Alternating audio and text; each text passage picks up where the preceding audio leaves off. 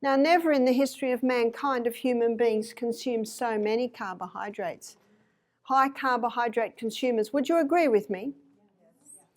These are things that are consumed in large amounts. It is estimated that cereal today is sometimes 30% sugar.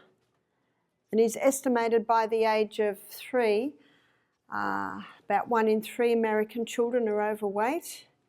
And it is also estimated on the figures that 93% of American children start the day with cereal.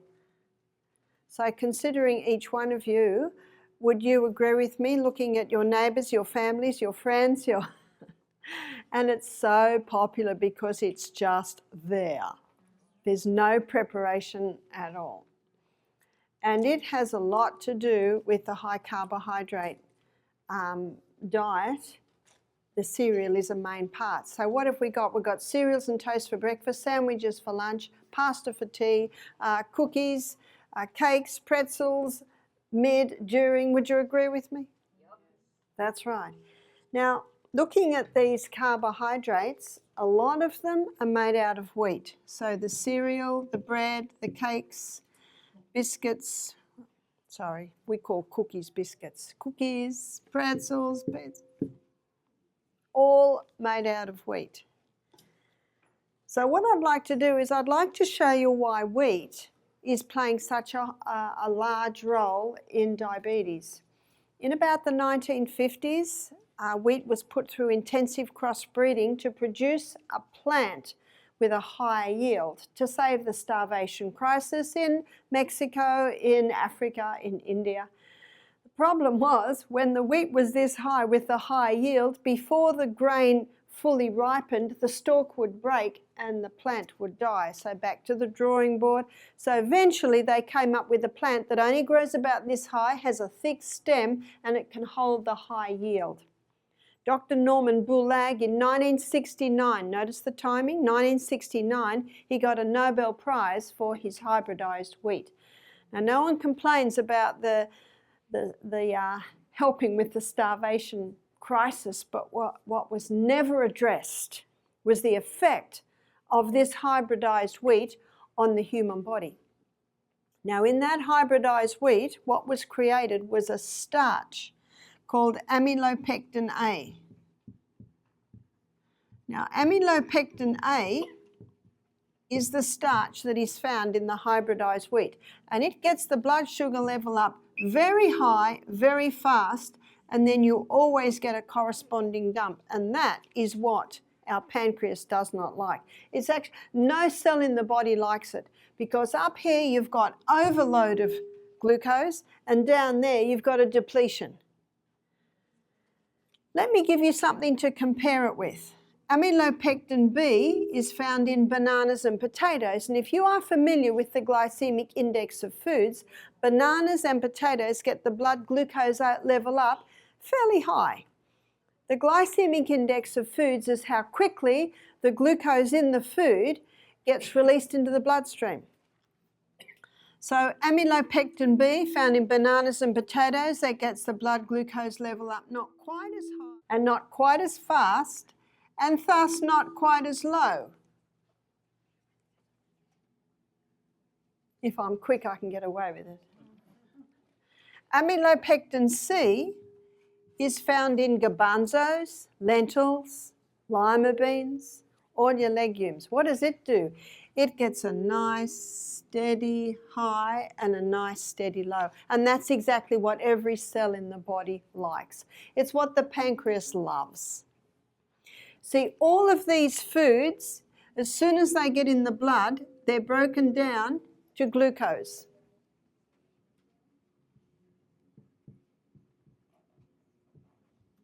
And when they're broken down to glucose, as I showed you last night, then they get into the blood. Then they go to the project manager, the liver, and the liver sends it first of all to the cell to be burnt as fuel. Now I'm going to go inside the cell, I call it inside the CBD, and show you what happens. So the glucose comes in, and it comes in under the action of insulin.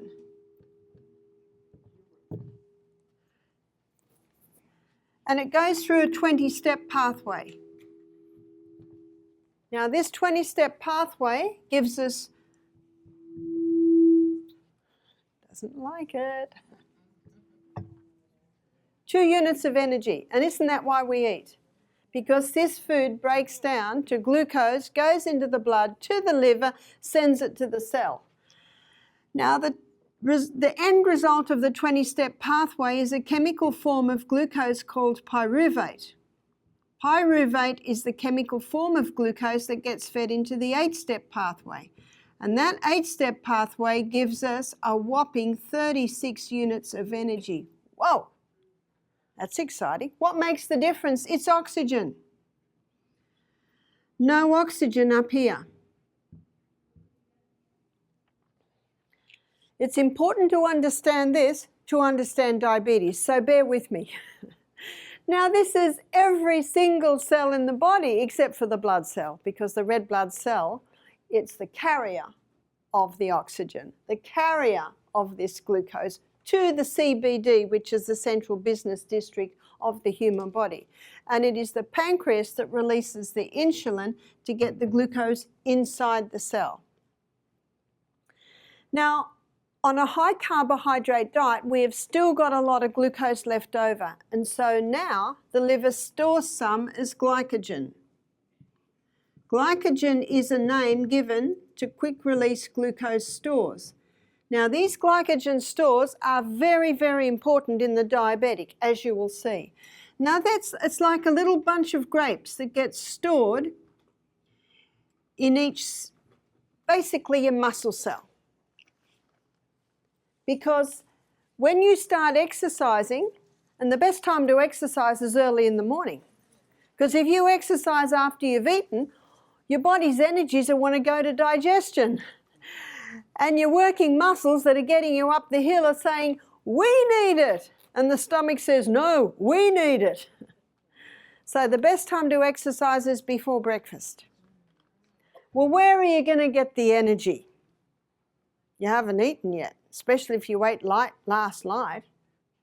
Yesterday, my main meal happened about 1:30, and I didn't eat again till breakfast.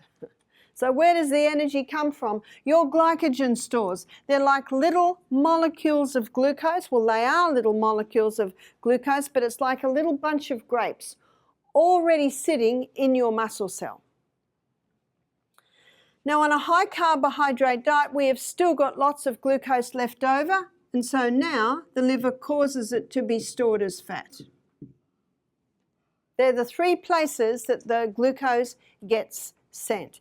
And as you can see, on a high carbohydrate diet, there's often a lot of glucose left over. That is the most dangerous fat in the body. You've heard of triglycerides. You've heard of triglycerides and the link between high triglyceride levels and heart disease, strokes. That high triglyceride levels are not coming from the fat we eat. Can you see where they're coming from? That high carbohydrate diet, the liver's got no choice. Only so much can be put through the energy cycles. Only so much can be stored. The rest has to be stored as fat. And it starts with the inactive parts in the body, like the thighs, the buttocks, the stomach, the arms. And when they get full, then it starts dumping it on the internal organs, weighing them down. And you can see with the starch, like amylopectin A, which is found in the hybridized wheat, getting the blood sugar level up extremely high, extremely fast. The only thing the liver can do is to dump it. Only so much can go through the energy cycle in the cell. Only so much can be stored as glycogen. The rest has to be stored as fat. Thus, Dr. William Davis's book is called Wheat Belly, because he shows the wheat breaks down to a particular type of fat called visceral fat. He said it goes on the internal organs, pushing the belly out, and then it dumps specifically on the belly, pushing the belly out. In fact, in his book, Wheat Belly, just about every page is the term wheat belly. It's a fascinating book. Now what I want to show you, now that I've shown you about the amylopectin A, the starch found in the hybridized wheat, and how it gets the blood sugar level up very high, very fast. The amylopectin B found in bananas and potatoes, quite a quick rise, but not quite as high as the amylopectin A. And of course, the higher they go, the bigger the dump. And then amylopectin C is the type of starch found in legumes, chickpeas, lima beans, black-eyed peas, garbanzos. And that is the blood sugar level that your body loves. Every cell in the body loves. The pancreas loves. There's no crisis. It's a steady, consistent delivery of fuel. Now let's have a look at this in relation to the glycemic index. Glycemic index is how quickly the glucose gets released into the blood. So your baseline is 55. Anything under 55 is considered low GI. Let me give you a couple of illustrations. Cherries, 26. Grapefruit is 25. So there are two fruits that are excellent for diabetics, because it's not going to get the blood sugar level up high. Sugar, whether it be white, whether it be brown, whether it be tan coloured, whatever it be, it has a glycemic index of 59. And we're not surprised. Refined wheat, so that's white bread, white pasta, 69. Huh? 69? So this refined wheat gets the blood sugar level up higher and quicker than sugar. Whoa. I'm glad you're sitting down for the next pieces of information, because it's shocking. Wholemeal wheat gets the blood sugar level up very high, very fast, 72. And what are diabetics told to eat? Wholemeal, whole grain bread, whole grain cereal, whole grain pasta. Why does wholemeal wheat get the blood sugar level up quicker than refined wheat? It's because it's got more amylopectin A in it.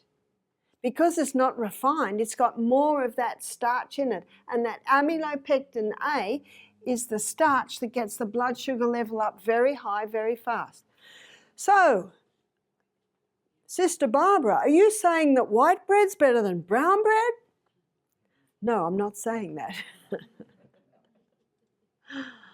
Obviously, wholemeal is going to give you a little bit of fibre and not clog up your colon. I'm just showing you. I'm just giving you the facts on the glycemic index. Now, I presented this one day at our health retreat, and a lady began to cry. I said, "Why are you crying?" She said, "I'm a type 2 diabetic." She said, "I was diagnosed 2 years ago." She said, "I do everything I'm told. I have wholemeal pasta, wholemeal bread, wholemeal cereal. And every 6 months I go to the doctor and he puts me on more insulin." What's the definition of insanity? To do what you've always done and expect different results. She said, "I'm crying tears of frustration because I'm doing everything they're telling me. And it's getting worse." She said, "I am crying tears of joy because you've just solved the puzzle." It's the hybridized wheat.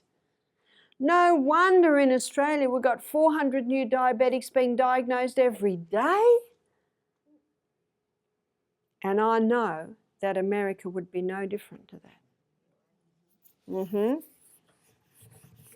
So as I go through these explanations of why diabetes is out of control, I'm going to make a list of how you can turn diabetes around. So number 1, stop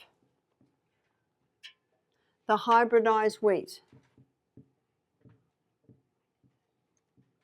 So what do we eat? Let's go down to about 5. What you eat is a high vegetable diet.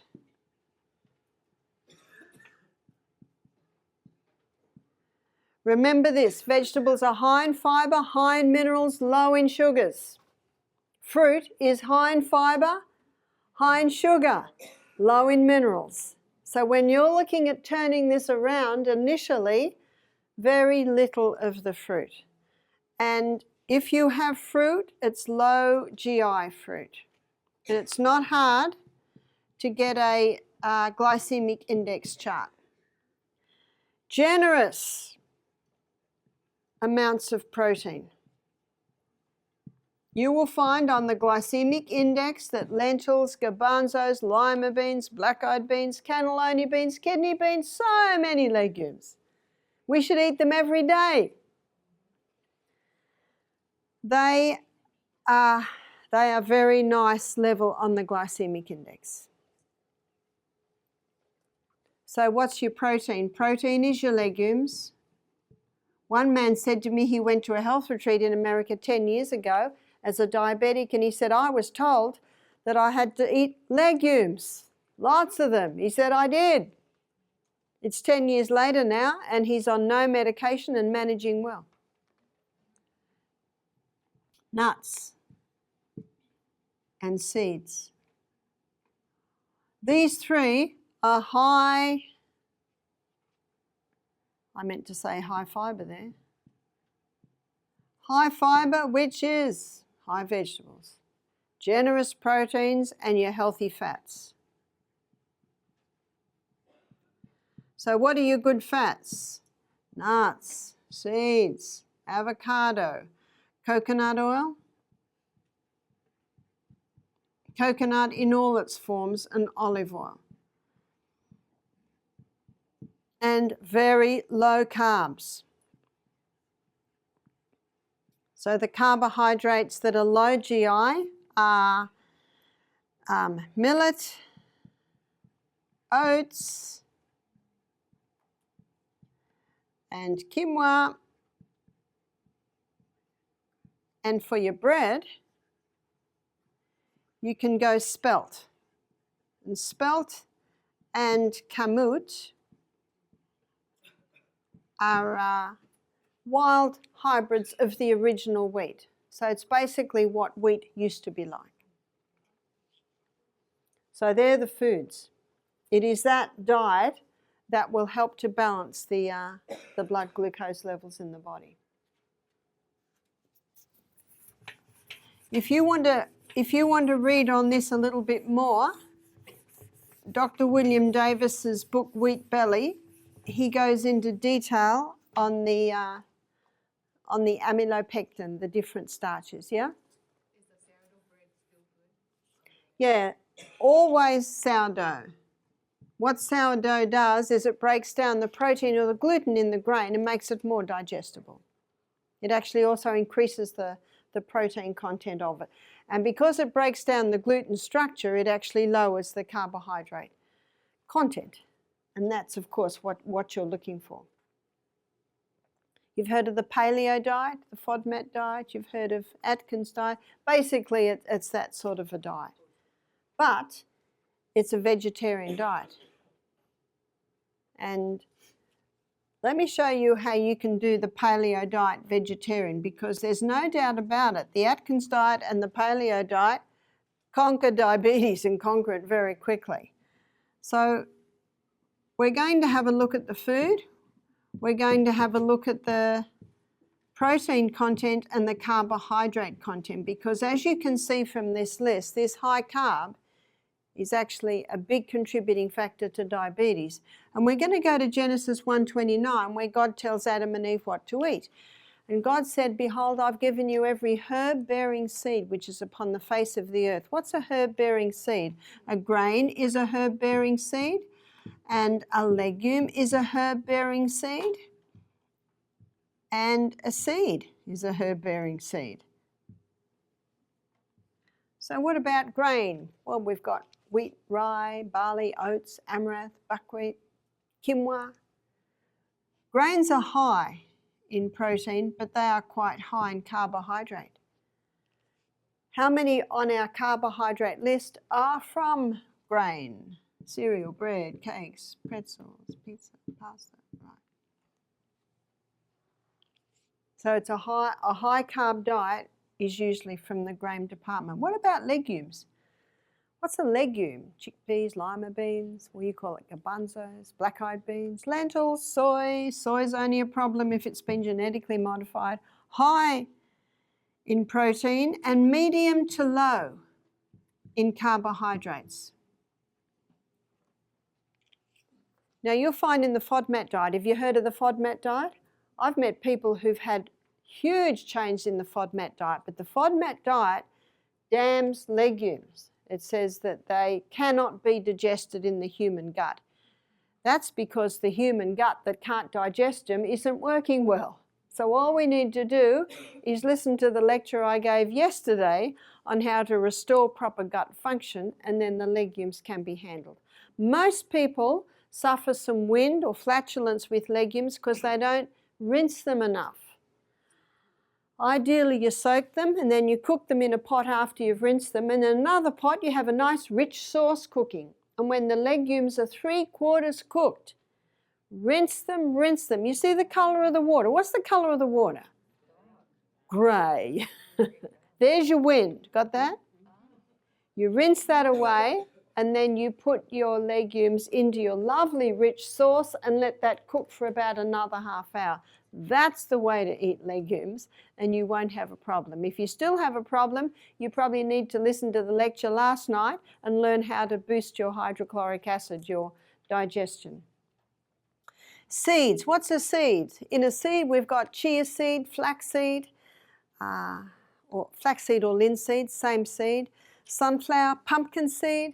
Seeds are high in protein and they are quite low in carbohydrate. And God said, behold, I've given you every herb-bearing seed which is upon the face of the earth, and every tree, in the which of the trees a fruit-bearing seed. Fruit-bearing seed is a nut. So nuts, we've got almond, Brazil, hazelnut, cashew, walnut, pecan nut, so many nuts, macadamias. Nuts are high in protein, low in carbohydrate. And that's why this is the diet that works. Because in this diet here, you're consuming more legumes, seeds and nuts and less grain. You see, your legumes are about 1/3 the carbohydrate content that you will find in your grain. Changing the diet makes a massive difference. A lot of people eat the carbohydrates to fill themselves up, but the fact is it doesn't. It gives a quick high and then a corresponding low. Yes? What do you do? Because I've been doing the vegetables and all that stuff, but I've lost a lot of weight and I don't want to lose weight. I want to get it. The only time you lose weight is if you're not eating enough protein. And Dr. Atkins showed this very, very clearly. He said, if you're eating adequate protein, you will never lose muscle. So what I do is I eat legumes every meal and I eat nuts and seeds every meal. And I don't lose the muscle and I don't lose the weight. I just stay the same. So that's often the missing link, is the protein. And when people go vegetarian, they often become protein deficient. One lady said to me, you're right. She said, a year ago, my family and I decided to become vegetarian, become healthy. She said, we've all lost so much weight. We've got no energy. I said, what are you eating? Pasta, bread, cereal, rice. Aha. So that's often the missing link, and is the protein. In fact, if you're unable to have legumes every meal, sometimes it's a good idea to end the meal with a protein shake. And you can get some excellent protein powders now. I was looking at one when we were in Denver at the health retreat there, I looked at what they had and it was made out of quinoa, buckwheat, sunflower seeds. And one we use at our health retreat is a pea protein. So it's made out of, I think, dried legumes. So there's many different protein powders you can get now. We were using a brown rice one for a while, but it was a little bit gritty. So it's just actually playing with it till you find one that you like.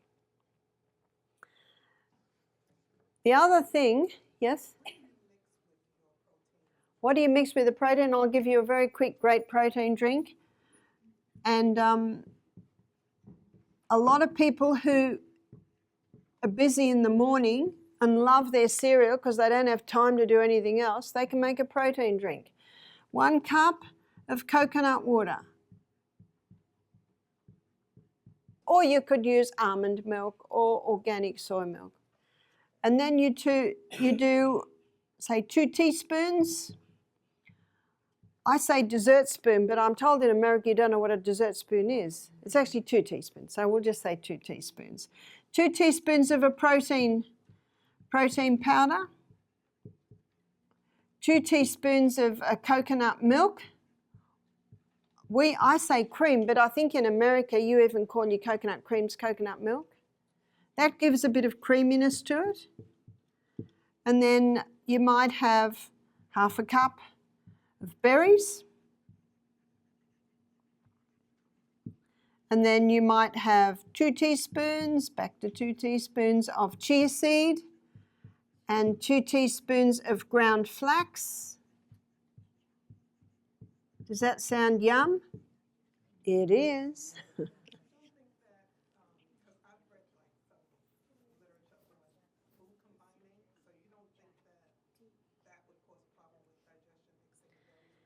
The only problem where you get with food combining, and you'll often hear it, you shouldn't combine starch and protein.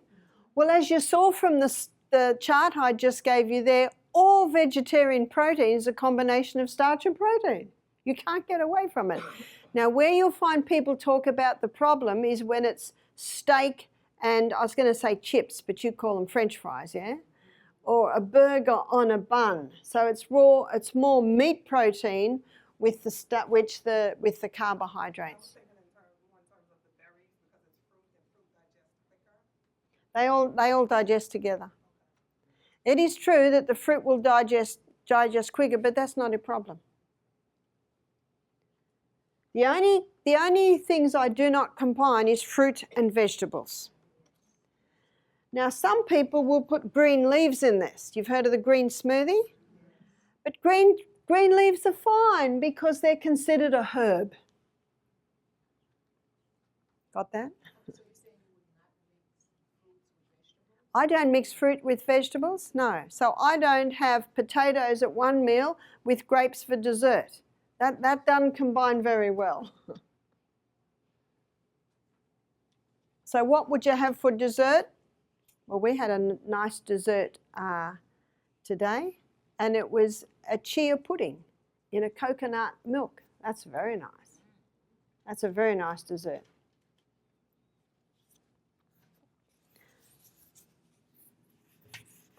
So now, how would you know that works? You'll know that works because you don't get hungry until lunchtime.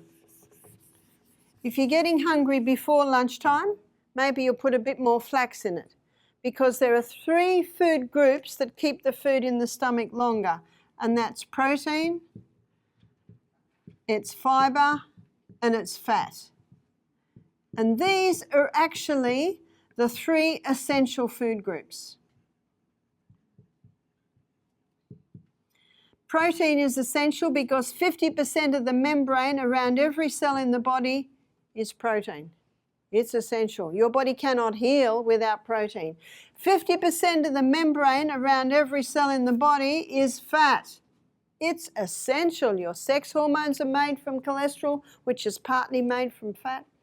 Fat is an essential nutrient, and the fattiest organ in the body is the brain. And it loves fat. You know, the fat phobia that's been over America for about 30 years now, it's time to break it. It's not true. The only dangerous fat is the stored fat from too many carbohydrates. And when you see yogurt, 100% fat-free, what have they done to it? And what's it going to taste like? And so what are they going to do to it to make it taste nice? Sugar. The person's far better to eat full fat than have no fat with a sugaring. Can you see that? In fact, one writer said he thinks it's going to take a whole nother generation to get this fat phobia out of the brain. Fat doesn't make you fat. There is a dangerous fat, and that is altered fat, found in your margarines and also frying.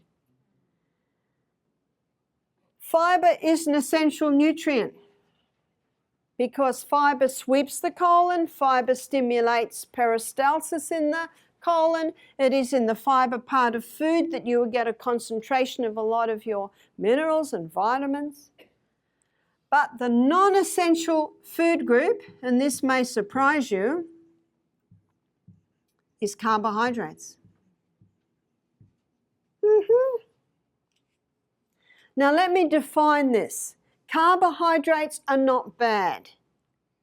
What a relief. We like them. It's only when they're overdone and refined. Got that? Only when they're overdone and refined. If I didn't serve potatoes at the main meal, I'd have a very unhappy husband. But potatoes are high on the glycemic index, so if you're diabetic, don't have 3 potatoes, have a small one and have some sweet potato. Because sweet potato, all your wild yams, they're much lower on the GI. It's just changing the ratio a bit. And that is why I say your carbohydrates are your negotiating part of the meal. And the negotiations change depending on your age, your size, your weight, your height, your physical, mental output through the day. How do you know if you're having the right amount of carbohydrates? You're the right weight, you got energy, all is good. Body will speak to you. But as you can see, overdoing the carbs means the body is forced to store it as fat. Now your pancreas, I'll draw it up here. Here's pancreas underneath your left rib. And your pancreas releases insulin to get the blood sugar level down. And it releases glucagon to get it up again. So on a high carbohydrate diet, too much is released. I'll show you. So high glucose demands the release of high insulin. And then it goes too low. And then the body says, crisis, quickly, stop the insulin, release the glucagon. But what does the person usually do when their blood sugar goes low? I need a shake, I need a lolly, a candy you call it, I need a Mars bar. Will that get it up? Oh yes. Boom! And then the body goes, oh no, we're too high. Stop the glucagon, release the insulin. Boom. But something else happens. When you've got this high insulin, it's trying to get it into the cell, trying to get it in the cell. And what's happening is, this is full, the cell says, I'm sick of the sight of you. So insulin resistance develops. You've heard of it?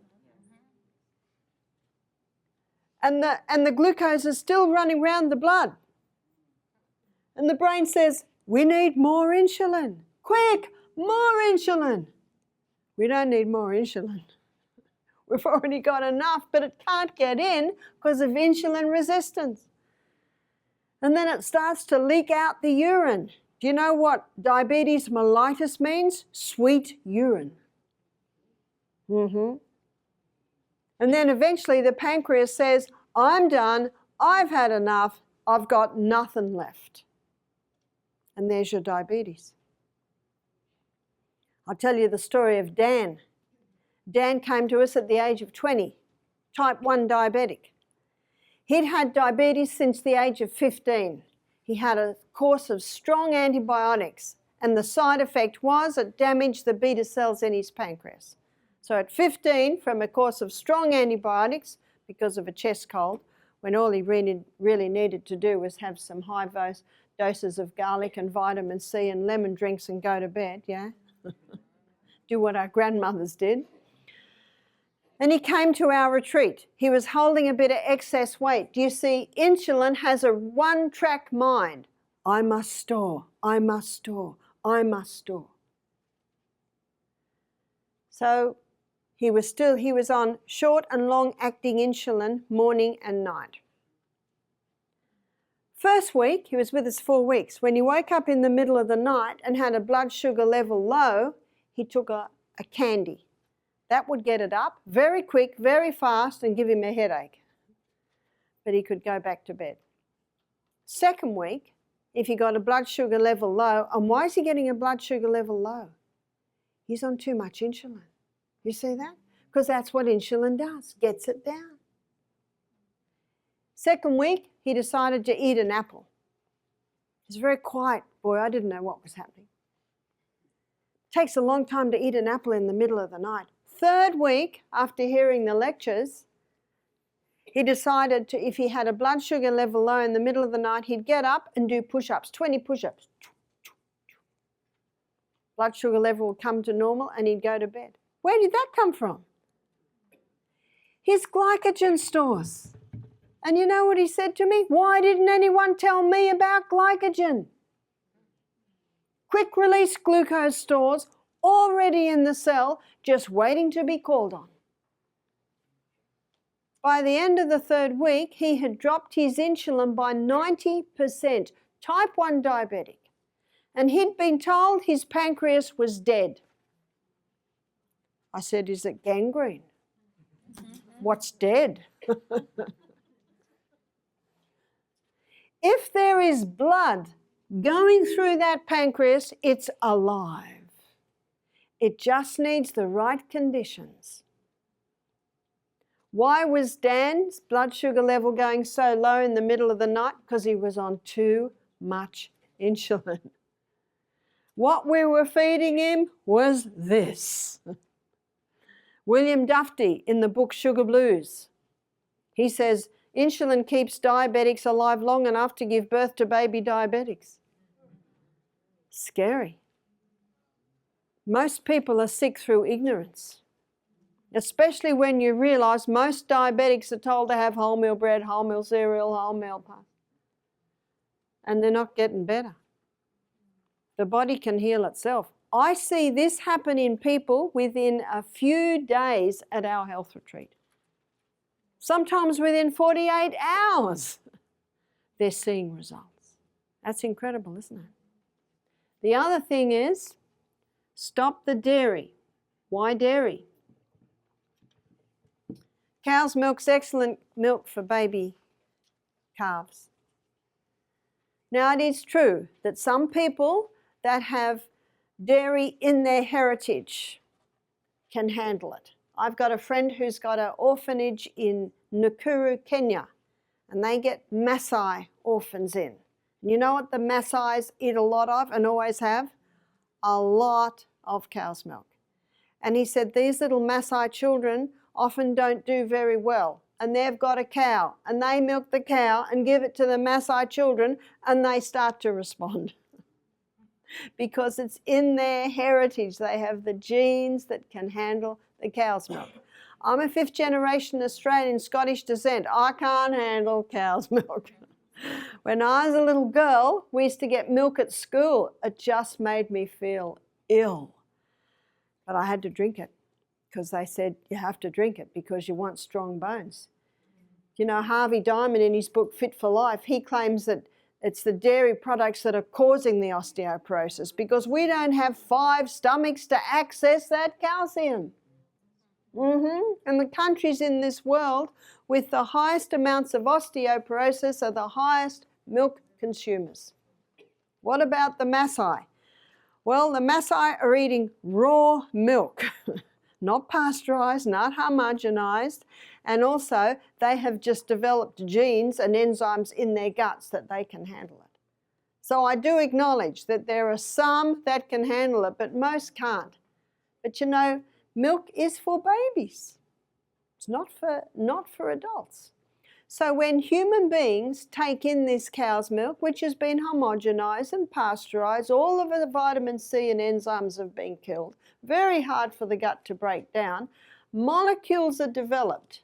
And just for purposes of illustration, here is the molecule that ends up getting into the blood. It's been unable to be broken down properly. Body sees it as an enemy, and so what it does, it creates an antibody that will wipe that out. And then it looks over at the pancreas and it sees the beta cells. Do you know what the beta cells look like? So this antibody comes along and starts wiping out the beta cells.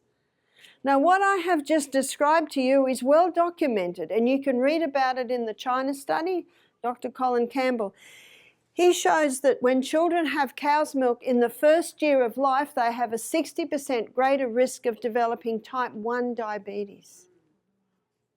So that's why the dairy must stop. Refined sugar. Refined sugar gets the blood sugar level up too high, too fast, and that's when you get the corresponding dump. How many American children wake up to these three? Especially when 30% of most cereals are sugar. Be careful, it'll say sometimes refined carbohydrate, sucrose. They try to find all sorts of ways so that it's not looking at sugar, because David Gillespie's book, Sweet Poison, William Duffy's book, Sugar Blues, and Dr. Yatkin's book, Pure, White and Deadly, all of these books are blowing the whistle on the danger of the refined sugar. So that all has to stop. Something else, in the wheat, when it's bleached white, the bleach is alloxan. And alloxan is the bleach that makes flour. If you refine flour, it's about the colour of the inside of my skin there, but they want it white. So they bleach it with alloxan to make it white, and research in the last 10 years shows that alloxan kills the beta cells in the pancreas. So this breakfast cereal of the nation is actually killing the nation. Number 2, full hydration, so water. And there should be approximately 2 quarts a day. The way to take it is to sip. Your body can handle it. If you're a gardener, you know if you've been away for a week and your plant's dry, you put 16 ounces of water in that plant, where will it all go? But if you put a little bit in, then another little bit in, then another little bit in, that plant will take it. Same with the body. You need to take the water in little by little by little. Yeah? Well, if you're exercising, perspiring more, and larger people do perspire more and lose more, so it is true. So I say approximately. If you're my size, you can go 2 quarts. If you're a little bit bigger, you need to take a little bit more. And that's over 24 hours. And you take the Celtic salt. In my next lecture, I'll be talking about this in detail. 1 crystal on the tongue before every glass of water. It will replace the minerals lost from the day before. Number 3, exercise. Now there is a type of exercise that will get the body up onto a better rate of running, and this type of exercise also increases blood supply to the pancreas.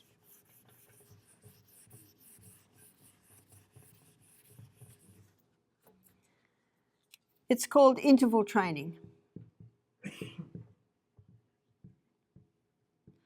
And interval training, as the name implies, is intervals of high intensity. So high intensity, then recovery for a cycle. And most of the research has been done on exercise bikes, because not everyone can run. And some people are a little bit unsteady on their feet. The exercise bike, you're holding on, and it's a lot easier to go 20 to 30 seconds on an exercise bike than running, because when you're running, you're sort of carrying your body weight. But on an exercise bike, your legs are just going. And then a recovery time of 4 minutes. What's the recovery time? If you're really breathless, and hopefully you will be, that's what you've got to get to, your recovery time might be just sitting and recovering, or it might be just walking slowly. Or if you're cycling, it just might be a nice, slow cycle till you get your breath. And you usually do this, if you're rushed, 3 minutes. If you've got time, 6. That's not long, is it? What's that, 15 minutes a day? That's it. And you have a look at most trainers today, no matter what it before, they're putting their athletes through interval training, because you can get more out of 15 minutes of that than I was going to say 5K jog. What would a 5K jog be? So it'd be half. Yeah, it'd be half that, yeah. That's not much, is it? Now, you know what this high intensity does? You've got to get to the point where you feel like you're dying. Got that? You know you've got to die to live, don't you? Most people are scared of that, and I will also mention this in my next lecture because it's one of the most powerful ways to get the heart strong. Gentle strolls will not do it. It's got to be this high intensity exercise. Isn't that dangerous? It's more dangerous to do a 5K slow jog than to do that. They're little bursts of high intensity with periods of recovery, done for a cycle. If I'm in a rush, I'll do 3. If I've got time, I'll do 6. If you can't get to 20 seconds or even 30 seconds, for me, and I would probably be a little bit of above average fitness, by 20 seconds my body is screaming at me to stop. By 25 seconds it's telling me this is ridiculous. By 30 seconds I feel like I'm nearly dying. So do you just always do cycling, or like is there anything that you do in place? I run. Okay. So you just run really fast? Yeah, I run as if there's a grizzly bear after me. That's what you've got to get to. In fact, last week I was staying in Milwaukee at a campground there. I was lecturing there, and there was a lake, and there were these steps up from the lake, and my daughter and I, we just ran up the steps, and it was great because it was 30 seconds to get up to the top, running the steps. They're big steps, so one big stride would get us up 1 step. They're sort of in the dirt, bits of wood. That was fantastic. And then we'd walk slowly round the edge till we got our breath back, do some stretches, and then ran for our life again. What that will do for a diabetic, it will increase blood flow to the pancreas. It'll wake up the pancreas, you know, and I think it's another mind blank. But the Bible says that the life of the flesh is in the blood. It's in Leviticus. I think it's 17:22, something around there. The life of the flesh is in the blood. So if you can get more blood into your pancreas, you're getting more oxygen, you're getting more water, you're getting more nutrients, and you're flushing the waste out. That's what the blood does. This does something else. When you start to exercise, your 20-step pathway speeds up, your 8-step pathway speeds up, and remember this is the one that will give 36 units of energy, and it'll only give that sort of energy if you've got enough oxygen going in. Right now, you're breathing in about 500 mil, breathing out 500 mil.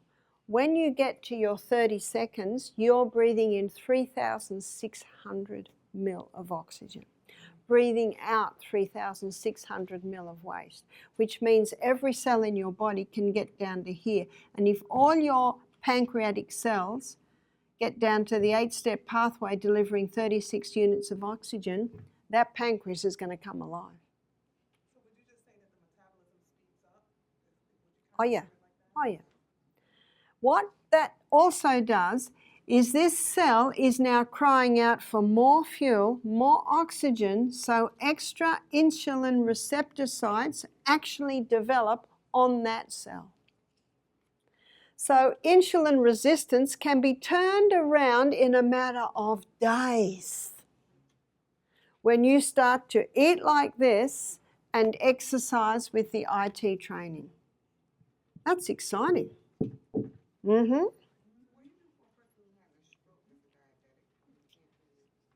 If they've got a stroke, they've got to get either swimming or exercise bike. And, pardon? Swimming. She will be able to. One lady I knew had a stroke and she was only 50 and they put her through, the physio had her on all these different exercises. You have physiotherapists. But she didn't feel she was getting anywhere, so she went swimming twice a week, and at first all she could do was this to the arm. Then she got it up more and more, and then eventually breaststroke. She said, I'm almost at freestyle. It's just every day. There's a book called The Brain That Changes Itself by Dr. Norman Doidge, and this is an amazing book, story after story of people who were told they'd never walk again, their arms would never move again, and yet they did. So it's Norman Doidge. It's D-O-I-D-G-E. Dr. Norman Doidge, The Brain That Changes Itself. Swimming is very gentle. Swimming, you're weightless, and swimming, there's no weight on the ankles, knees, and hips. So people with ankle, knee, and hip problems, you know, the swimming is great. And of course, the problem is the chlorine. So ideally, search around for low chlorine pools. And the exercise bike is great because you're sitting, and even if you've only got one arm that works, you can sort of lift up the other arm and put it on. And this is what Norman Doidge found. Someone had a stroke, couldn't use the arm. They had electrodes all over it. They were monitoring the nerves and his brain. And they said to him, what's happening with your arm? He said, I cannot move my arm. And as soon as he said that, the nerves to the arm were blocked because he thought it. And then they got him to say, we want you to say now, I'm going to move that arm. And as soon as he said that, the nerves were awakened. Isn't that incredible? Because what science can show now. So if that arm won't move, if you say every day that arm's going to move and you start picturing it moving. And what you can also do is you can help it. You can put it up. And by doing that, you're starting to get the nerves and muscles ready for when it can move. In fact, if you say you can, you will. If you say you can't, you're right. You won't, and science proves that. And tomorrow, the second lecture, I'm going to be talking about the mind and how you can use it. So in here, number 4, there are 5 hours in the night where the batteries are recharged. Early nights. And those 5 hours are between 10 p.m. and 3 a.m. When daylight saving stops, those hours are between 9 and 2. So they're the hours in the night where the batteries are being recharged. So no matter what the problem, you've got to be asleep in those hours. A lady emailed me and her son is having trouble with health and he's not sleeping well. I said, tell me what he does in the night if he can't sleep. Well, he wakes up and goes on his computer. That'll wake everything up. So I said, no, don't. You see, your eyes are an extension of your brain. So if you do wake in the night and you can't sleep, you're best to lie there and have soft music on. Or what helps some people is just have, you know, those little caving torches? You just get a little night light that goes from here. It's called caving torches because they cave with them. So it's elastic around there. And you read a book. So your brain knows it's dark because of what's out there, but your eyes are just targeting the letters. And often when they can't stop thinking, by reading. it'll take their mind off all that and it allows them to go off. But absolutely no exposure to technology in the night. And the body gets into habits, so you can retrain it, as I'll show you tomorrow night. You can retrain your brain, you can rewire your brain right up until the day that you die. Now that's quite simple, isn't it? And I have found in a matter of 48 hours, people are having to drop their insulin, their medication, just by implementing this. Yes? I'm sorry. For someone like me who do not want to lose weight, would you still consider that same exercise? Yep. Yep. I do it and I don't lose weight.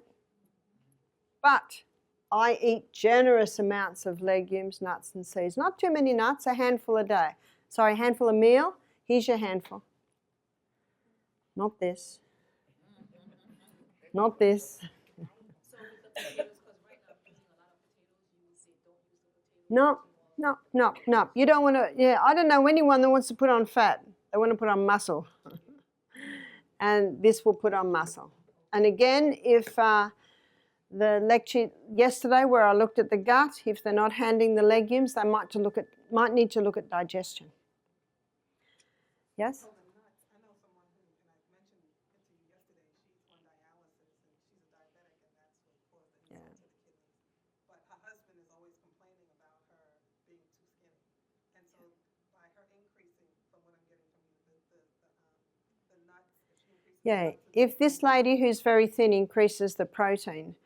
Now, I had a couple come and she was 38 kilos, he was 48 kilos. I'm 48 kilos. So that would be about 110 pound, is that right? So the man was 110 pound and he's 5'10", I'm 5'2.5", and the lady was 38 kilos. So what would that be, about 80 pound? And they said to me, please don't fast us because the first 2 days are juice fast. I said to them, I got to. They were gorging themselves with carbs to try and put on weight. But their gut wasn't working and it was just going straight through them. I said, I got to. Your stomach, your gut needs a rest. But I said, every 2 hours you'll have a vegetable and fruit juice. And with that vegetable and fruit juice, I'll give you a protein powder. So they were getting 5 protein powders a day, or protein drinks, with their juice. I said, you will not lose weight. They did not lose weight. I saw that man 2 years later, and he was big, strong, and muscular. He said, thank you so much. And how did they put on weight? This. I find it's a balancing diet. I find if people are overweight, they lose it. If they're underweight, they put it on. And if they're the right weight, it just stays the same. Actually, there's one I forgot, and I think that's too low down there, so I'm going to put it here, number 6. Breakfast like a king. Lunch like a queen. And, yes, there's the queen. And dinner like a pauper. And Dan, who's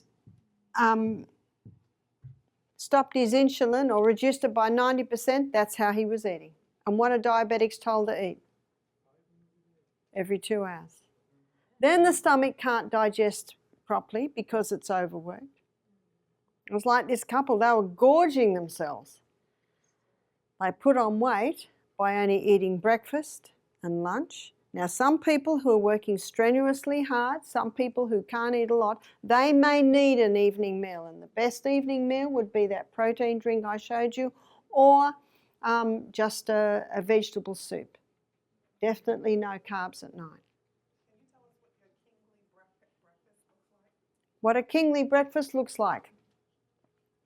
Let me tell you what I usually have for breakfast. I usually juice grapefruit and put chia seed in it and maybe chop up pawpaw in that. I'm not a diabetic. If I was a diabetic, maybe I'd do strawberries.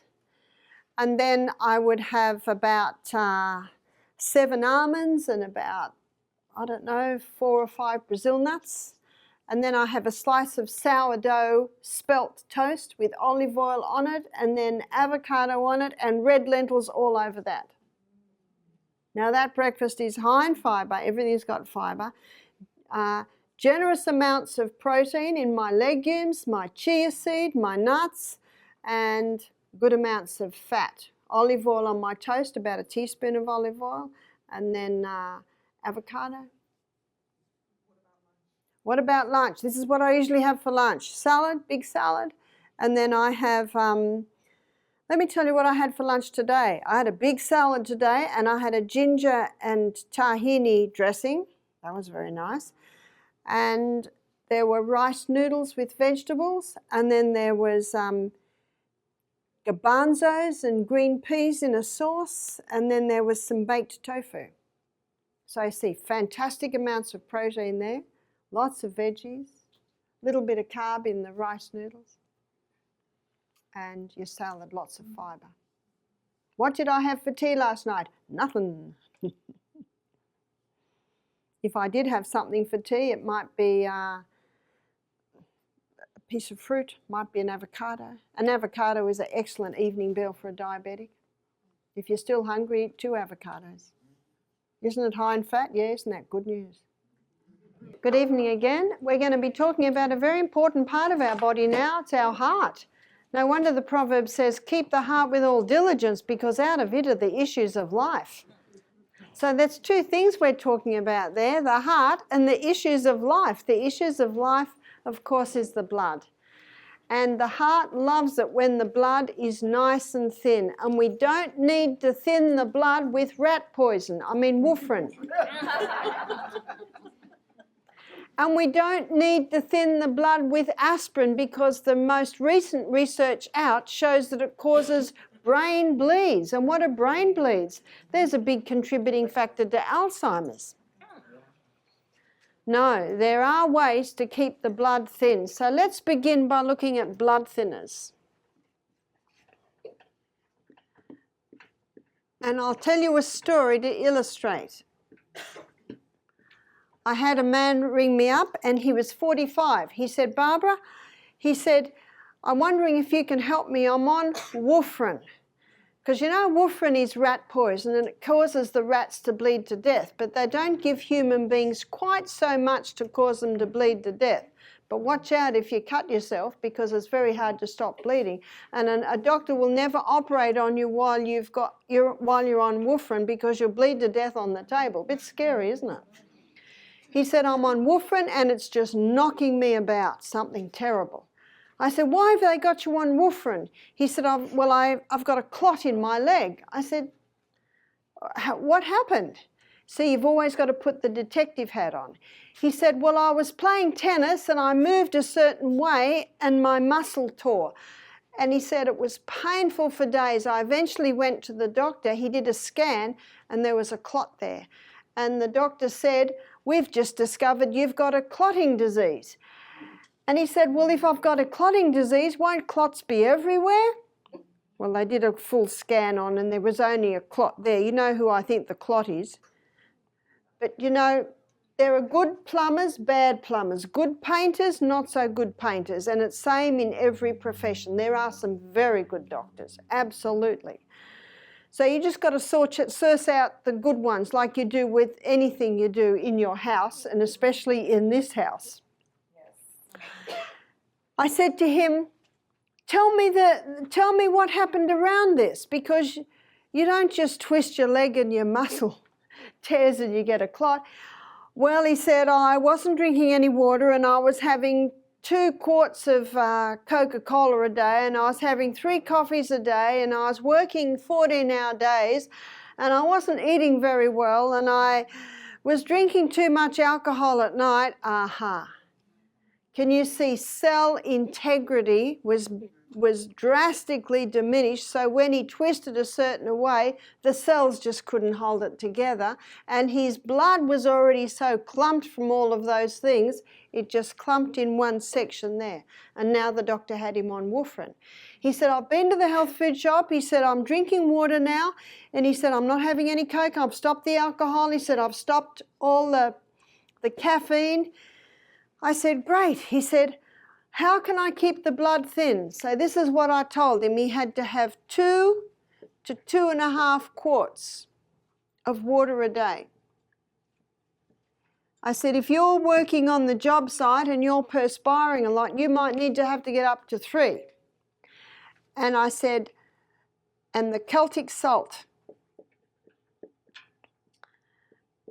Now, Celtic salt contains 82 minerals. And those minerals help to get the water inside the cell to help to hydrate you. I'll give you the whole story on that in a minute, but first of all, I want to finish the story of Tom. We'll call him Tom. And then I said cayenne pepper. Cayenne pepper is a remarkable herb. It opens up the blood vessels, it thins the blood, it can even repair damaged arterial walls. So he was having cayenne pepper. Well, this is what I advised. I said start with 1/4 teaspoon in a little bit of water 3 times a day. I said as you get used to it, you can get up to 1/2 teaspoon. Garlic. Have it in your food. Have it on everything. Ginger. You can finely grate the ginger, pour boiling water on it and drink it as a tea. I said every time your wife cooks a stir fry or ginger. And omega-3.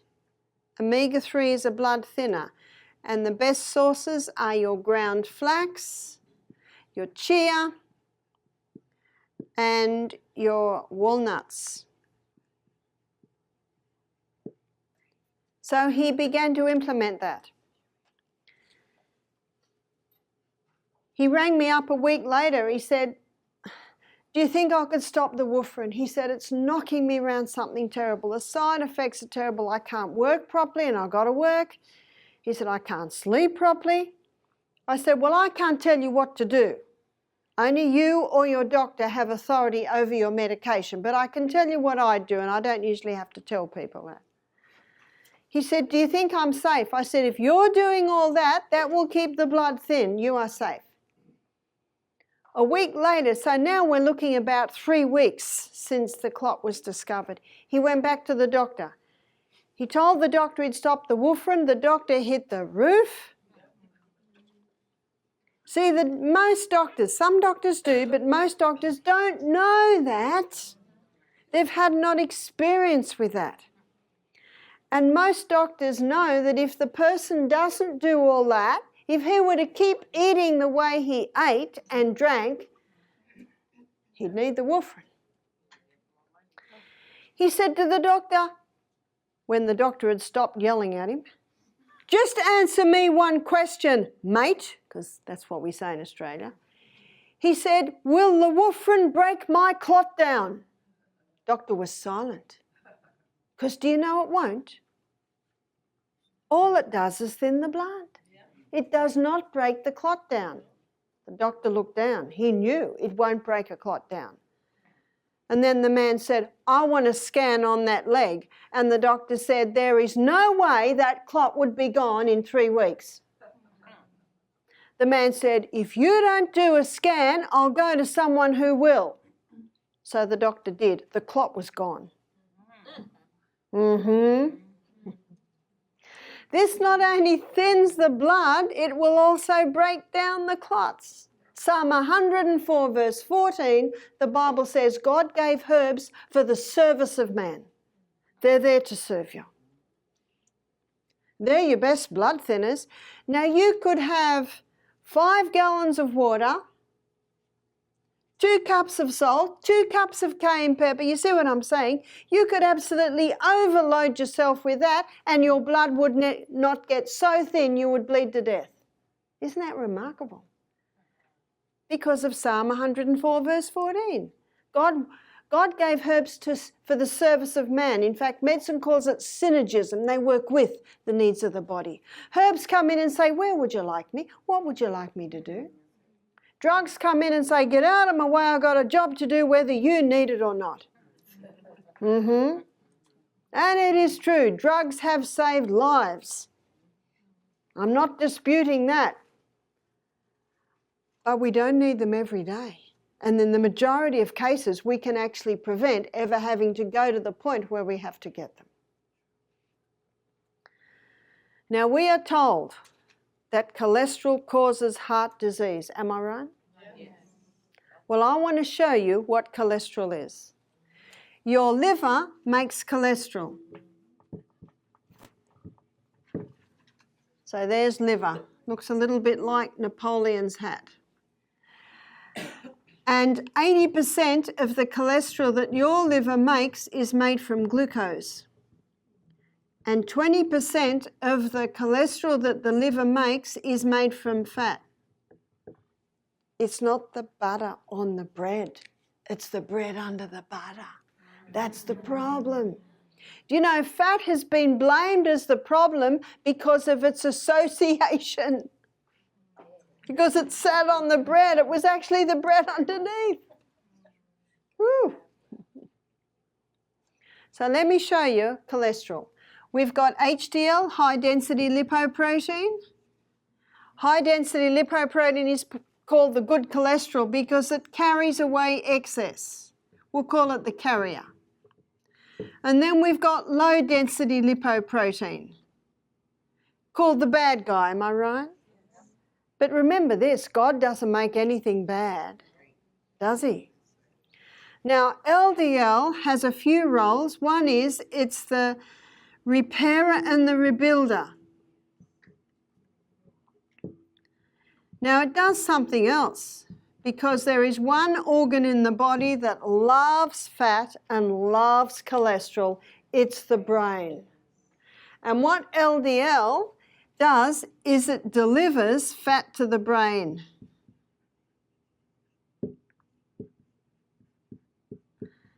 Did you know that breast milk is high in cholesterol? And babies don't die from heart disease. And did you know that especially the first 3 days where you've got that thick, creamy substance, incredibly high in cholesterol? Do you know why the milk is so creamy and rich at first? Is for that developing brain. The brain won't develop without it. Person who's on statin drugs, would that I'll get to the statin drugs. The Framingham Heart Study, have you heard of it? The Framingham Heart Study, very famous study. It's done in the little town of Framingham. Over 30 years, they've been studying about 20,000 people. It's a very reputable study. They found that people with high cholesterol levels don't get Alzheimer's. A moment's silence for you to digest that one. Did you get that? Framingham. Frammington. Framington. Framingham Heart Study. People with high cholesterol levels don't get Alzheimer's. Let me continue with the cholesterol story. So here is the blood vessel. And because of its low density, HDL is always found on the edge. LDL, low density on the edge. Because of its high density, HDL is found in the middle. Now, if someone's eating a lot of sugar, especially sugar and milk, do you know that it causes scarring on the wall, weakening on the wall? Did you hear that? The sugar, especially the sugar in the milk. If they're smoking cigarettes, 4,000 chemicals in a cigarette causes a deterioration of the wall. Mercury damages the cells, causing a deterioration in the lining. Mold is toxic. It can poke holes. And mercury, I think I did mercury. Who's going to plug up the hole? The repairer and the deliverer. Repairer and rebuilder. Plugs up the hole. Otherwise, you'd bleed into the tissues and probably bleed to death. Now, what's supposed to happen is the person's supposed to eat highly nourishing food, high fibre, all the vegetables and their minerals, generous proteins. The best burning fuel, protein-wise, is your vegetarian protein.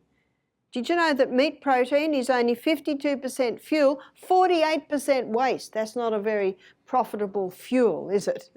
and it's an acid waste. Dr. Colin Campbell, in his book, The China Study, he defines that. So we want the person to eat nourishing food, high fibre, all the minerals, proteins, healthy fats, and then the body repairs and builds up that hole. And then HDL comes along. Remember what his job is? Carrier. And he carries away the excess. Now that's what's supposed to happen. When Dr. Agatha Thrash was alive, she had a health retreat called Uchee Pines down in the southern states. And she tells the story, well, she did tell the story of a lady who lived with them for a while. She'd been a chronic alcoholic. She came to their health retreat. She had 80% blockage of her arteries. That means huge buildup. She went on the vegetarian diet. She started exercising. 10 months later, she had a massive stroke and brain bleed, and she died because of the damage from the years of alcoholism. Agatha Thrash did a post-mortem on this woman, and her arteries were clean. 10 months from 80% blockage to clean. That's incredible, isn't it? Now let's say the person doesn't get out of the mouldy house. Let's say the person continues to have their cereal with all the sugar and the milks, the combination of the milks and sugars, and the coffee with the milk and the sugar in it, and the still smoking, mercury in the mouth. The holes keep coming. So what's happening in the lining? Artery. It's nearly spelt the same. What's happening? Okay, there's no nutrition, they can't properly heal. And who gets blamed for all the problems? Is the cholesterol.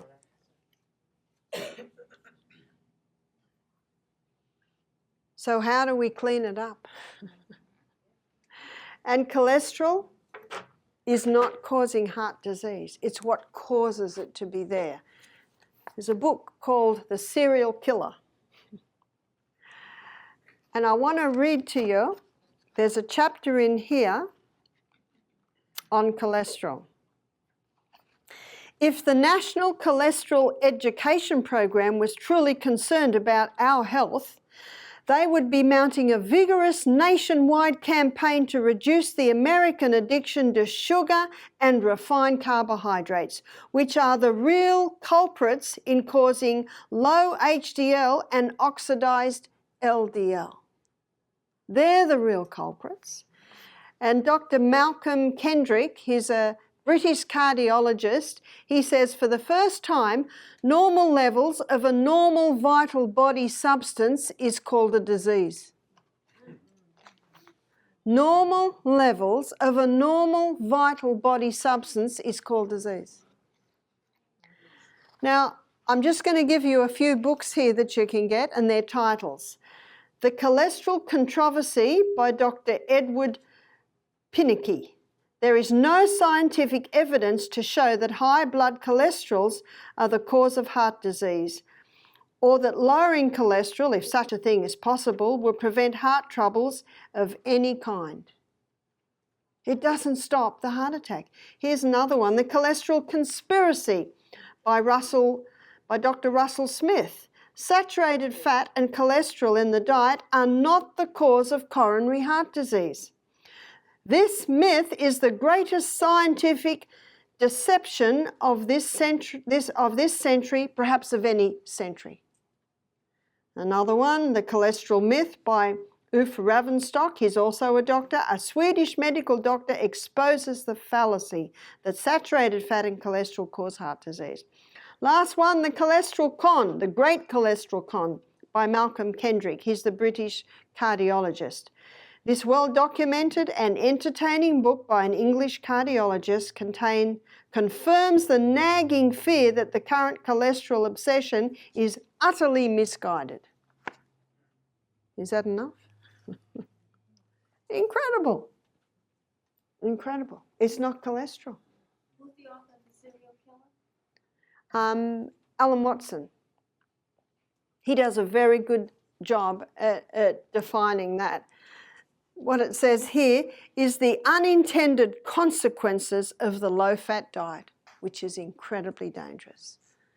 It's high triglyceride levels, which is high fat store from the high carbohydrate diet.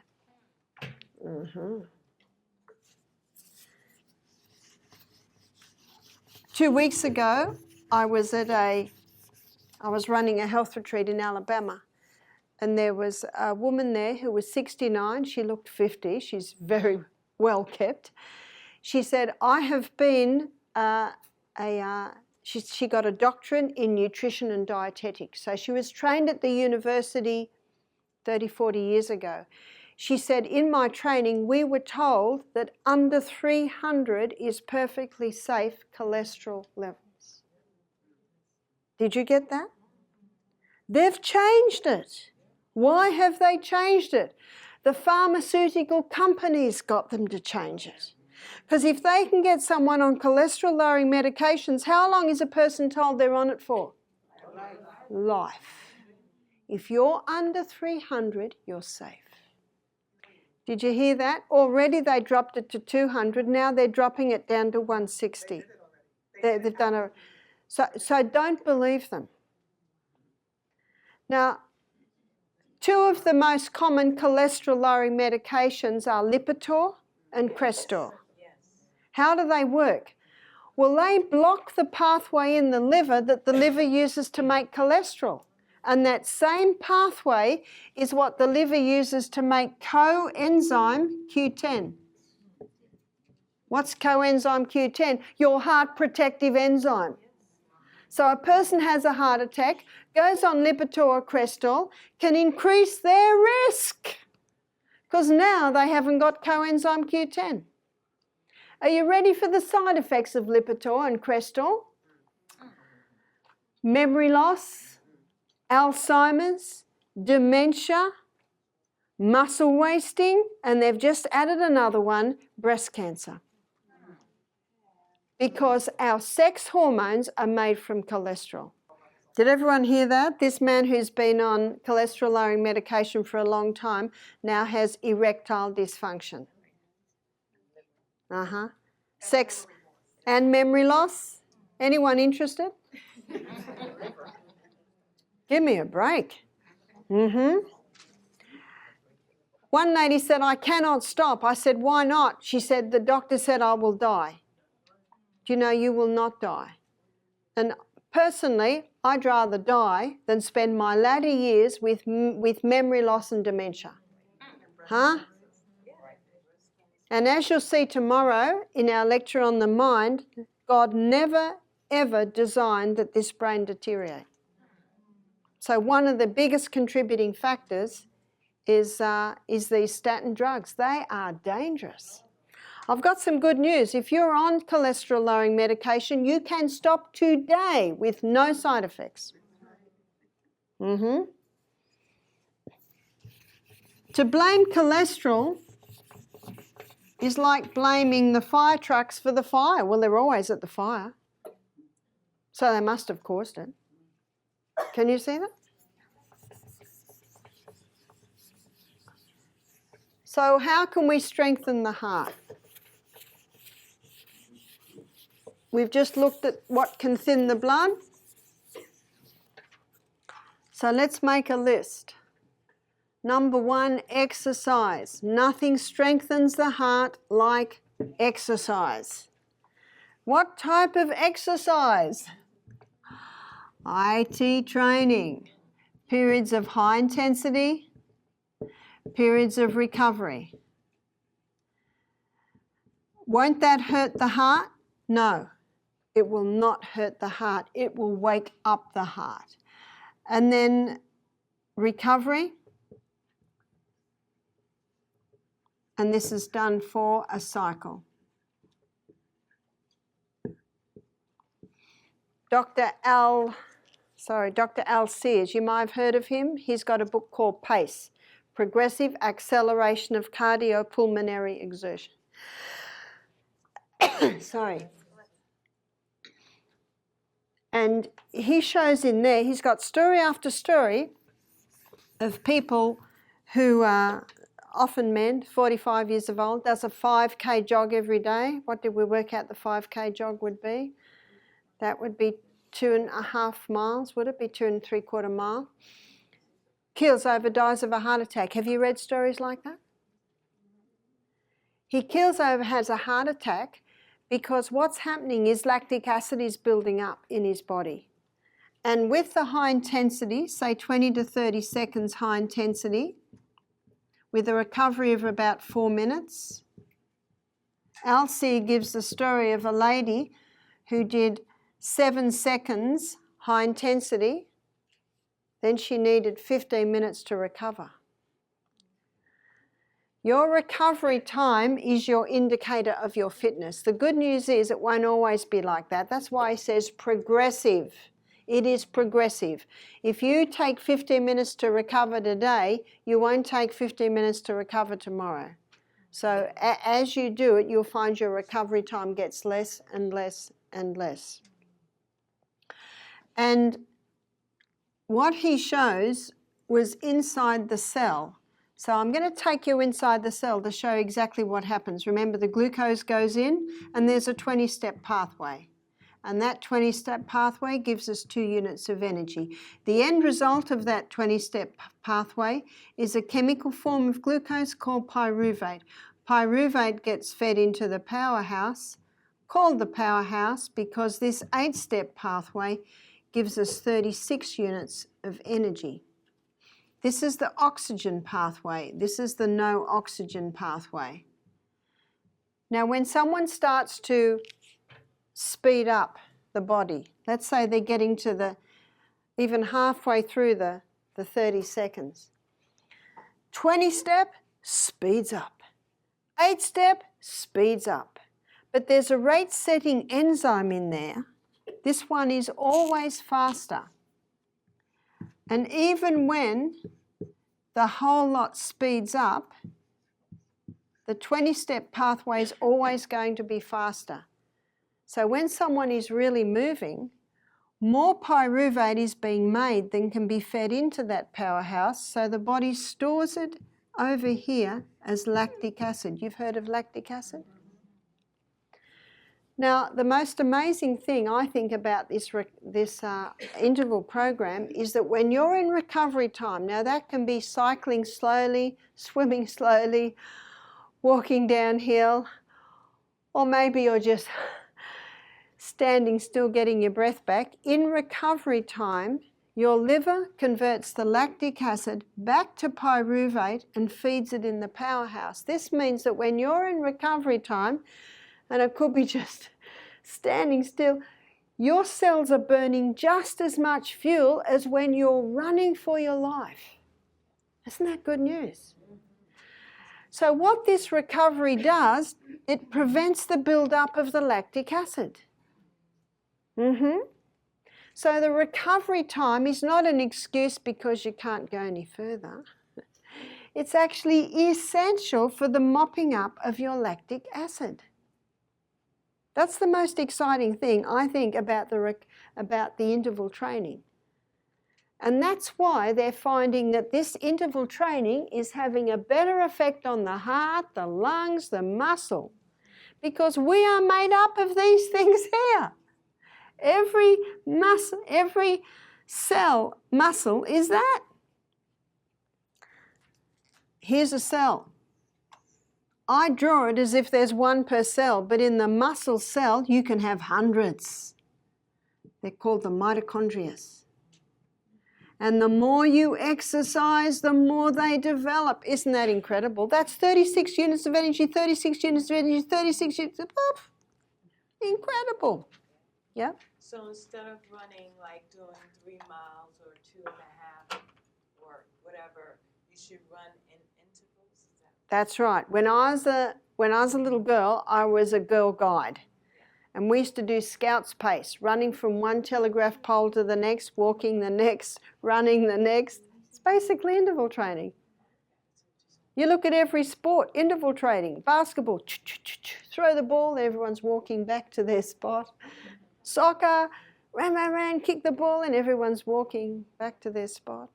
You look at children playing hopscotch, skipping. You look on the African fields, no animal jogs. They either run for it or they rest. So the interval training is the most powerful way to do it. I think it's exciting news because most people say to me, I don't have time for exercise. You don't have time not to exercise. And everyone has 15 minutes. Everyone has 15 minutes. In his book, Pace, he says progressive acceleration. You are moving. In fact, when Michael and I are doing it, we're not talking. Even in the first bit of recovery time, we might talk for 3 minutes. I used to do a 2K exercise, 2.5K, half an hour. Now I just do 15 minutes, which I just love because it gives me more time at home to work. I just do that little nugget every morning. I have an appointment at 6 o'clock every morning. I have an appointment to do this. No matter where I am, no matter what I'm doing it. If you can't run, you get the exercise bike. Can't exercise bike, swim. You got to find out how you can do it. The rebounder, you know, the little trampoline, that's very good for the lymphatic system.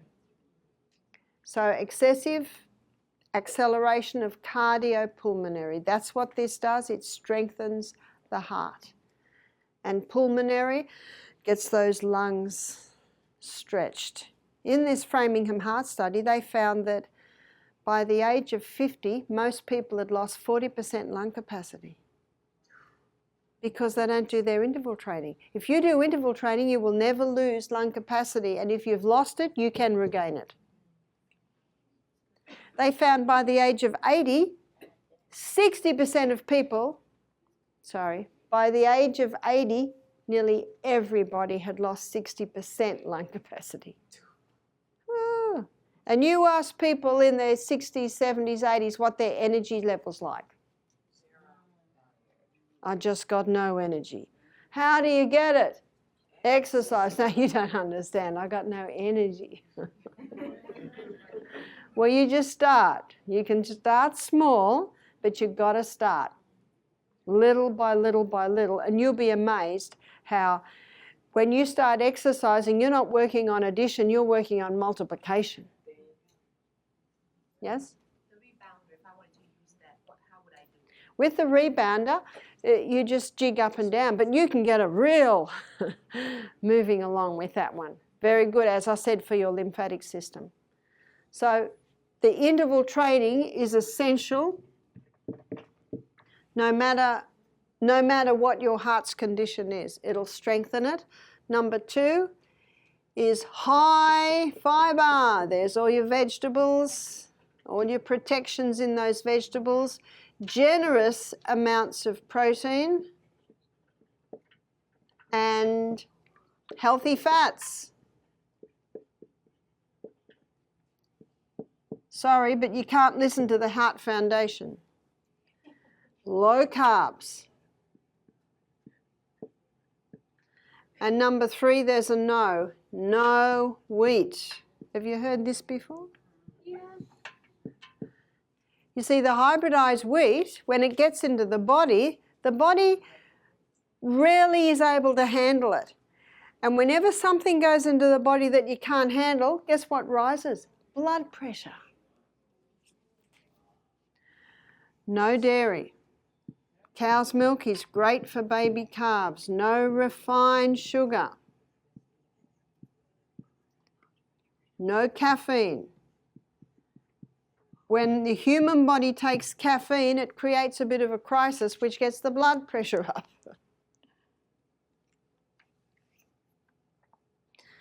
Number 4, early nights. This is when your heart is resting and reviving. Remember, between 10 and 3 a.m. They're your hours of power. Number 5, blood thinners. So I won't define them again because I already have.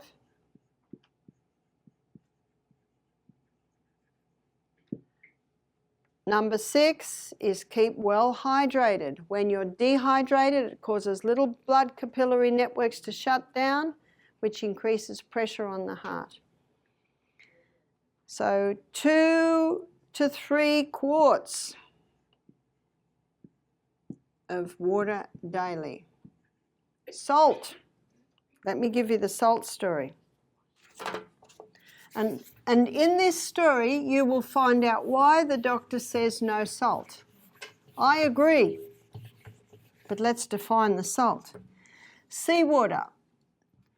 Seawater contains 92 minerals. Seawater from the sea. Now, of those 92 minerals, 50% is chloride and 30% is sodium. So what man does is he scoops up the first crystals formed, which is sodium chloride, bleaches it white, puts aluminium in it so that it runs freely. There's your table salt. Table salt, sometimes they call it sea salt. If it's white and runs freely, be cautious. And what it does is you've got a bilayered membrane around the cell. And what it does, it causes sodium levels in the cell to rise. That causes pressure by expanding the cell. There's your high blood pressure. And so doc says, stop the salt. So the person stops the salt and then sodium levels go too low. That causes the cell to swell again. In fact, if that cell has no sodium in it, it explodes. Sodium is the third most vital element needed for life. And we need to take sodium into our body the way it's found in nature, which is seawater. So Celtic salt, it contains 82 minerals. Celtic salt has sodium chloride in its balanced form. In fact, if you were to inject sodium chloride straight into the veins of a person, they would die. They need all the other minerals to buffer them. Now, Celtic salt has 3 magnesiums. And in blood pressure, magnesium is very important because magnesium relaxes the heart at rest. So the 3 magnesiums are magnesium chloride, magnesium bromide, and magnesium sulfate. Magnesium is a water-hungry molecule. And when you put a crystal of Celtic salt on your tongue, maybe crunch it a bit, get water and drink it down, already in the mouth, the mucous membranes are absorbing those minerals, the magnesium. It takes the magnesium to the cell, and that magnesium pulls the water inside the cell. It's the quickest way to hydrate a body. One lady said, look at my ankles, they're so swollen, I've got too much water. I said, the water's not inside the cell. It's on the outside of the cell. We need to get that water inside the cell. One lady said, I can't drink water, I'm visiting the bathroom all the time. I said, you need the Celtic salt to get the water inside the cell. Yeah? If you're in the hospital and like you're dehydrated and they give you all of that saline that you're bloated. Yeah. They need it in the balanced form. Do you know that in the war, in the Navy, if a man needed a blood transfusion, they would transfuse him with seawater? Seawater is called an isotonic solution because it is the exact same mineral balance and proportion as is found in the human body. There's a book called The Calcium Life, fascinating book on minerals, by Dr. Robert Thompson. And he says seawater is the clearest indication of a creator God, because that water is the exact mineral balance and proportion as is found in the body. No, I'm not suggesting you drink it. We should drink pure water, but you can get dehydrated seawater. It's called Celtic salt. Why aren't there 92 minerals? Well, some minerals are in such pico proportions, barely measurable, that when the dehydration process happens, a few are lost. But hey, 82 is a lot closer. Himalayan salt also has 82 minerals. It also is quite a nice balance, but it doesn't quite have the magnesiums. And if you have Celtic salt and have Himalayan salt, the Celtic salt is wet. Have you noticed? Moist. That's because of the magnesium. Magnesium's a water-hungry molecule. And it pulls the water inside the cell. So Celtic salt can actually get the blood pressure down. Yes? So just like you said, if you were on a statin drug and you stopped and did what you said, nothing would happen. If you were on a water pill and you did this and you stopped, anything happened? Well, the Celtic salt can help to get the water down, but there is a herb, by the way, which is a diuretic. It's dandelion. And dandelion works by stimulating the kidneys to release more fluid, whereas most diuretics irritate the kidneys. God gave herbs for the service of man. That's right. So it's very, very important. In fact, it's going to get a whole unit by itself, Celtic salt. If you're used to no salt, start lightly. Do you think that kidney, that person who I was talking about who's on dialysis, do you think that dandelion would be beneficial? Yes, yeah. And for dialysis, the coconut water is very good, because the coconut water, which is the water from the immature coconut, it again has that perfect mineral balance. How much dandelion? Now, the best way is to buy it in a tablet form, because then it's concentrated. And I can't off the top of my head give you an amount, but usually they say 1 tablet 3 times a day. Now, there is a herb, so we're coming to number 8 here, specific for heart, that strengthens the heart. If the blood pressure's low, it'll bring it up. If it's high, it'll bring it down. Because remember Psalm 104 verse 14, God gave herbs for the service of man. It's called the hawthorn berry. And I've seen many people get off their blood pressure medication and go on the hawthorn berry by implementing this. We had a guy to our program. His name was Henry. He was a retired judge. He was about 67 when he came to us. He was on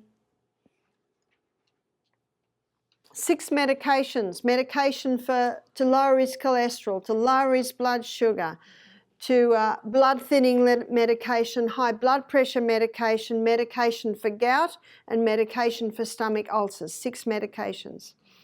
He was carrying probably about 40 kilos excess weight. That would be about 85 pounds. I said to him, "Are you interested in coming off your medication?" He said, "No, thank you very much. I'm happy with my medication. I always respect everyone's choice." But I put him on the hawthorn berry. We made the tea up, and he drank a litre of the tea every day, because you can buy the dried berries. End of the week, he said, "I'm feeling very good. Thank you very much for the week." And he left. 4 months later, I got a phone call. He said, "Barbara, can I visit? I want to get more hawthorn berries. I want to get my friend off his medication." When I answered the door, I didn't recognize Henry. He had lost 20 kilos in 4 months. What's 20 kilos? That's 80 pounds, is that right? 40.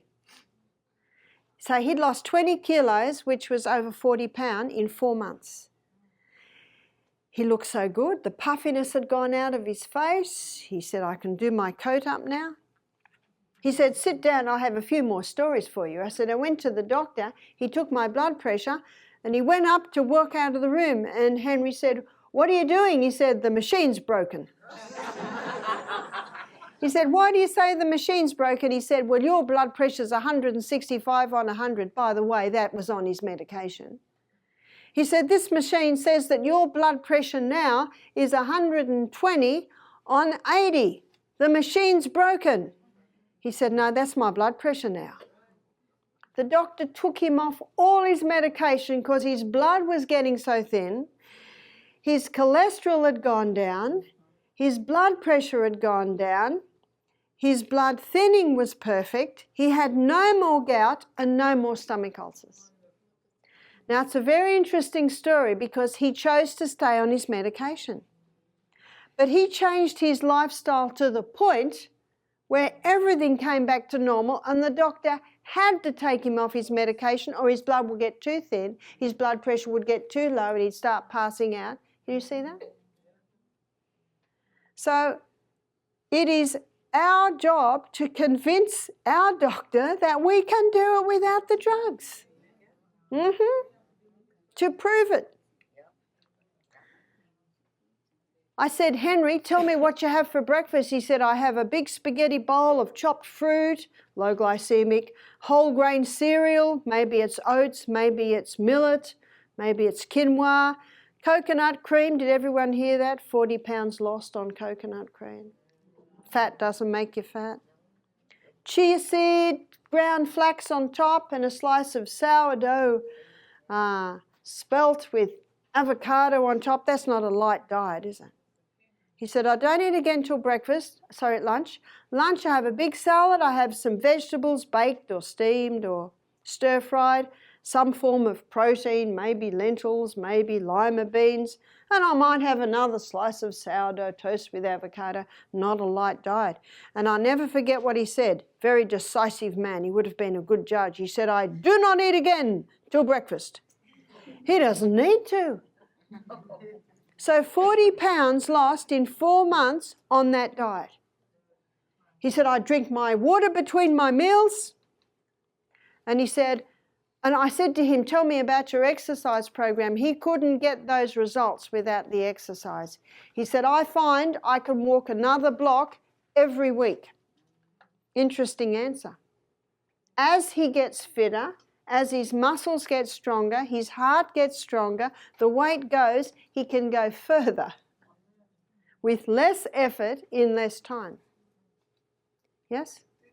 If you take the coconut shreds, the desiccated coconut, and you blend it and make coconut milk, would that suffice for the coconut oil?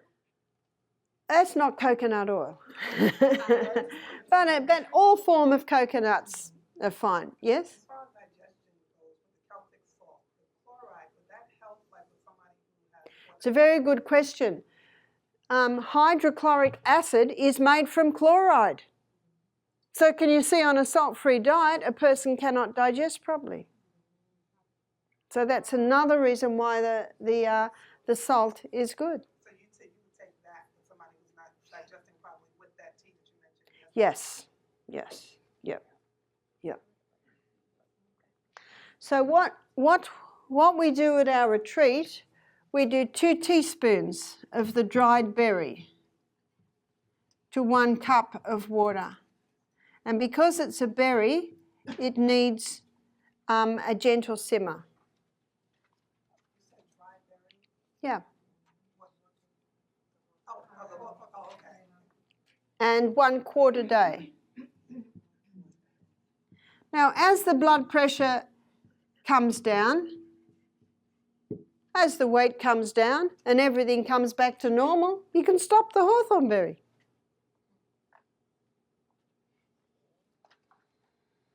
Can you stop the diet? Well, that's actually how I eat. It's a fantastic way to live, to eat.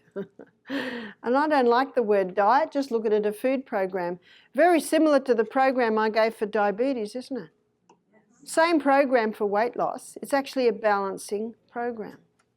Yes? Is it okay once in a while to have a cup of tea? I love tea. Okay, cup of tea. I used to love tea, but I don't drink it anymore. If I want a cup of tea, I'll have peppermint or I'll have ginger. You'll be amazed how your tastes do change. So I want to thank you for your attention tonight. Tomorrow night we're going to look at the acid-alkaline balance, which is another aspect of food, of eating. And the second lecture tomorrow night, we're going to be looking at the mind. So I look forward to seeing you tomorrow night.